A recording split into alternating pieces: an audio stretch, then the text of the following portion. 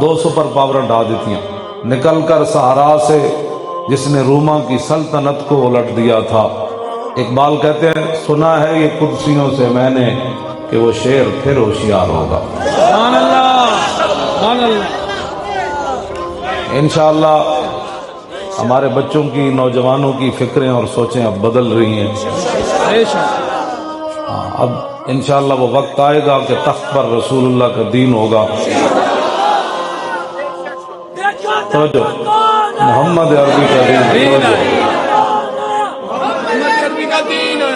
جب رسول اللہ کا دین تخت پر ہونا، عمر بن عبدالعزیز کے زمانے میں حضور کا دین تخت پر تھا، تو جب آپ وصال فرما گئے نا، یہ بلوں کی لوڑ نہیں ہوندی جی، پہلے سینٹ جائے گا، پھر اسمبلی جائے گا، پھر کمیٹیاں بیٹھن گیا جی اسلام آنا چاہیے کہ نہیں، حضور آ گئے، بات ختم ہو گئی۔ یہ اسمبلی والے کون ہوتے ہیں، یہ مولوی کون ہوتے ہیں، پیر کون ہوتے ہیں، آپ کون ہوتے ہیں، حضور آ گئی، بات ختم ہو گئی۔